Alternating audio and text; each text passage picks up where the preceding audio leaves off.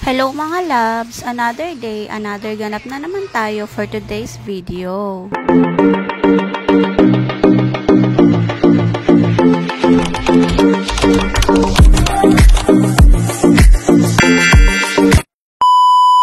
Maaga pa nga pala to at ang sarap pa nga ng tulog ng anak ko. Kaya naman natulog na nga lang din muna ako at nagising nga kami ng alas 11 na ng tanghali. Napuyat na naman nga ako dahil nga hindi ako makatulog ng maayos dahil nga sumasakit na naman yung binti ko. Hindi naman siya namumulikat kaya nga lang sumasakit talaga yung pinakang muscle niya. Lalo na kapag ihahakbang ko ay mas lalong sumasakit. Hindi ko nga alam kung bakit nararamdaman ko to. At ngayon ko lang din naranasan to ngayong buntis ako. Hindi ko naman naranasan to sa tatlong anak ko pero ngayon bakit kaya nararanasan ko yung gantong pakiramdam. Pero nawawala naman siya, kaya nga lang bumabalik din agad. Kaya naman kapag wala akong nararamdaman na sakit, ginagawa ko na agad yung mga gawain ko para naman kapag sumakit ulit ito, tapos ko na lahat ng gawain ko. Nagluto nga lang pala ako ng skinless para ulam namin ng anak ko ngayong tanghali. Panigurado naman kasi na ulam lang ang kakainin ng anak ko dahil nga wala naman akong niluto na may sabaw. Inihanda ko na nga pala yung makakain namin dito sa lamesa ng anak ko para nga makakain na rin kami. Niwa-hiwa ko lang din ang maliliit yung skinless para naman kain niya ng maayos dahil kapag hindi ko to hiniwa ay ang laki-laki ng subo niya at naduduwal siya. Pinaupo ko na nga lang din siya dito sa pwesto niya at ayan nga at dala-dala ang cellphone at hindi talaga pwedeng mawala sa tabi niya. Hindi na nga lang din ako nagsaing dahil nga may tira pa naman kaming konting kanin at konti lang din naman ang kakainin. Minadali ko na nga rin palang kumain dahil nga nakalimutan ko na may isasampay pa pala ako. Naglaban na rin kasi ako kaninang umaga at binabad ko muna ito sa downy bago ako natulog. Marami pa nga rin natira sa mga labahan ko. At hindi ko na rin muna ito inubos dahil nga inuunti-unti ko na nga lang muna ang paglalaba dahil hindi ko talaga kaya natapusin lahat ito ngayong araw. Pero at least kahit papano naman ay nababawasan ang mga labahan ko. Pero yung tupiin naman ang nadadagdagan.